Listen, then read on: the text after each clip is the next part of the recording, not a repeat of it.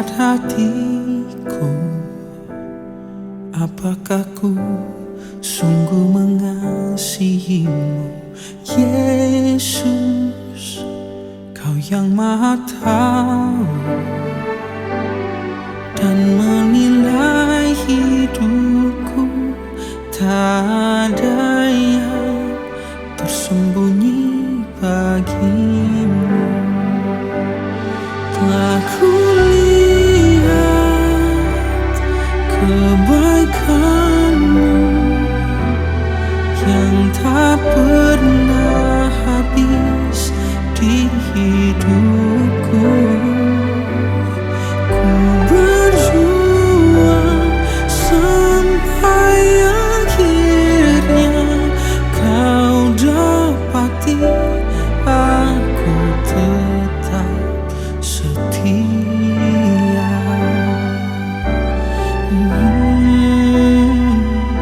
Selidiki aku,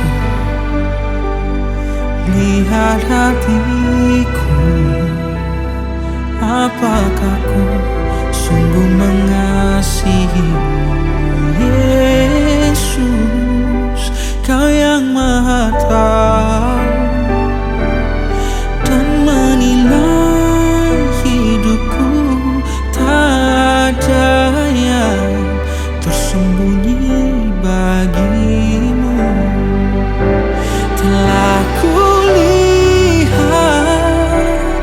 kebaikanmu yang tak pernah habis di hidupku.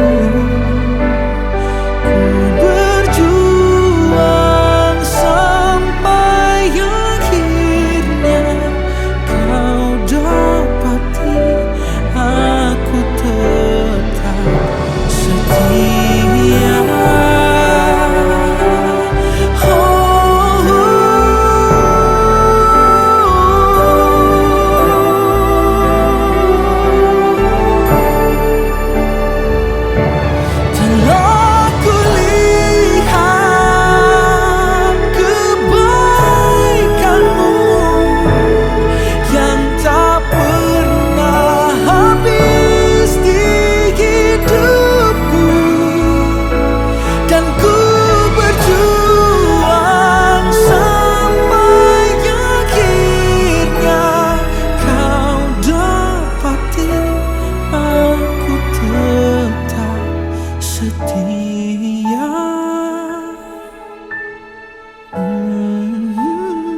Kau dapati aku tetap setia.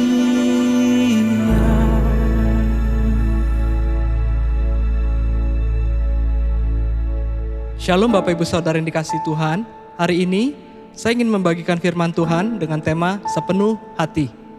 Di dalam Wahyu 3, Tuhan menegur keras kepada jemaat di Laodikia, yang mana terjadi juga di akhir zaman ini.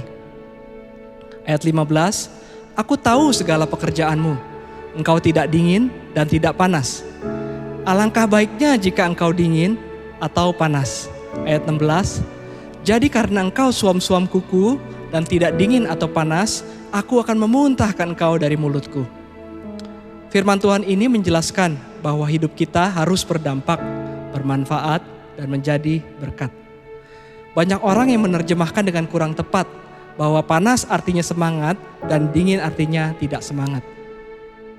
Kota Laodikia diapit oleh dua kota, yaitu Hierapolis dan Kolose. Di Hierapolis terdapat mata air panas yang bisa digunakan menjadi obat. Dan di kota Kolose terdapat mata air dingin yang bisa dijadikan minuman penyegar.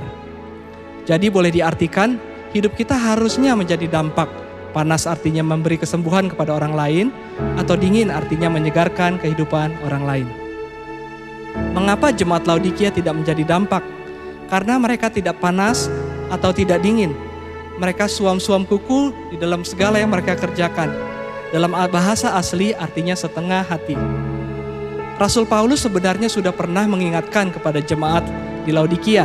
Di dalam Kolose 3 ayat 23, apapun yang juga yang kamu perbuat, perbuatlah dengan segenap hatimu seperti untuk Tuhan dan bukan untuk manusia.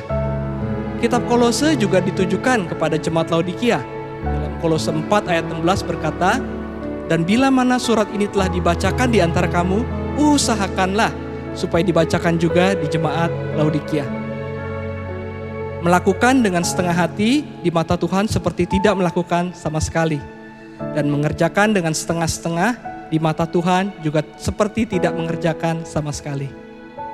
Satu contoh lagi, dalam 1 Samuel 15, Tuhan berkata kepada Raja Saul melalui Nabi Samuel untuk menumpas bangsa Amalek seluruhnya. Dari laki-laki, perempuan, anak-anak, sampai semua binatangnya. Raja Saul melakukan perintah Tuhan, tapi tidak seluruhnya. Ayat 9, tetapi Saul dan rakyat itu menyelamatkan Agag dan kambing domba dan lembu-lembu yang terbaik dan tambun, pula anak domba dan segala yang berharga. Tidak mau mereka menumpas semuanya. Dan ayat 11 Tuhan berkata, "Aku menyesal karena aku telah menjadikan Saul raja, sebab ia telah berbalik daripada aku dan tidak melaksanakan firman-Ku." Saul melakukan perintah Tuhan tapi tidak sepenuh hati. Dan di mata Tuhan, Saul tidak melakukan sama sekali. Mari kita sama-sama belajar bagaimana cara untuk melakukan dengan sepenuh hati.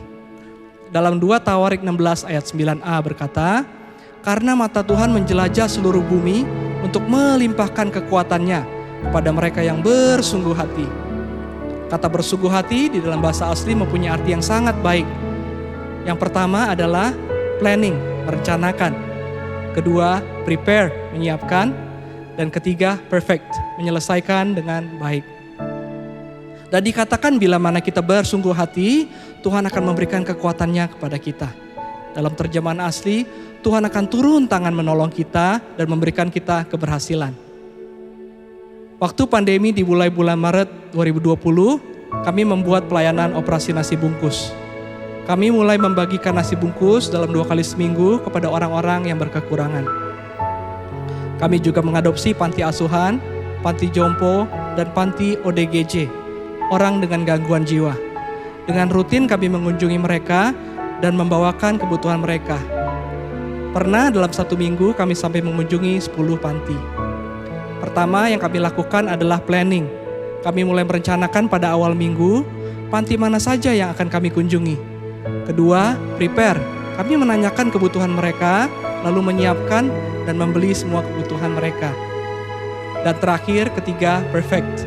Kami berusaha menyelesaikan dengan tidak ada kesalahan. Dan Tuhan benar-benar memberikan kami kekuatan di tengah situasi yang tidak menentu ini. Seperti kalimat akhir lagu ini berkata, "Ku berjuang sampai akhirnya, dan kau dapati aku tetap setia." Saya percaya bila kita melakukan dengan sepenuh hati dalam segala aspek kehidupan kita, Tuhan akan menolong kita, menuntun kita, dan memberkati kita. Tuhan Yesus memberkati. Berjuang sampai akhirnya kau dapati aku tetap setia, dan ku berjuang sampai akhirnya kau dapati aku tetap setia. Kau dapati aku tetap